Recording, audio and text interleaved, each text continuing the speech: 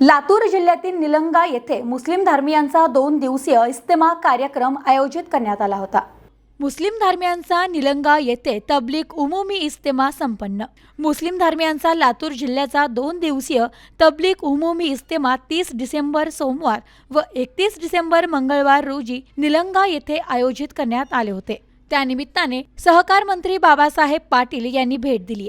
तसेच आजच्या धकाधकीच्या युगात माणसातील माणुसकी, प्रेम, बंधुभावना लोप पावत आहे। प्रत्येकाने प्रेम व माणुसकी जोपासणे आवश्यक असून विश्वशांतीची गरज आहे। मानव कल्याणासह विश्वशांती, राष्ट्रीय एकात्मता आणि भाईचाऱ्यांचा संदेश देण्याबरोबरच कुराणच्या शिकवणीचा प्रसार व्हावा यासाठी सर्वांनी प्रयत्न केला पाहिजे।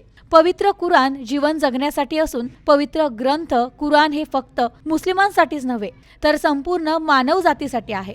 इस्लाम धर्म हे भाईचारा व शांतीचा संदेश देणारे असून इस्लाम धर्माच्या अनुयायांनी शेवटचे प्रेषित हजरत मोहम्मद पैगंबर यांनी सांगितल्याप्रमाणे आपले आचरण आणून त्याचे पालन करावे असे आवाहन निलंगा येथे आयोजित इज्तिमाल दुसऱ्या दिवशी जोहर, असर व मगरिबच्या नजान नंतरच्या बयान प्रवचनामध्ये करण्यात आले। मंगळवारी दुपारच्या वेळेपर्यंत अधिक जिल्ह्यातील समाज बांधवांनी उपस्थिती लावली। निलंगा शहरापासून इज्तिमा स्थळापर्यंत जागोजागी स्वयंसेवक उभे होते। प्रत्येक वाहनधारकांना मार्ग दाखविण्याचे काम ते करीत होते। सावकाश जाण्याचा सल्ला देणारे तरुण प्रेम आणि आपुलकी दाखवित होते। इज्तिमाल स्थळी 2 ठिकाणी अतिशय शिस्तबद्ध पद्धतीने वाहनांची पार्किंग करण्यात आली होती। शिवाय उपस्थित बांधवांना अत्यंत माफक दरात दर्जेदार जेवणाची व्यवस्थाही करण्यात आली होती। शिवाय इज्तिमा स्थळी घेऊन जाण्यासाठी निलंगा शहरातील बसस्थानक उदगीर मोडपासून मोफत सोय करण्यात आली होती।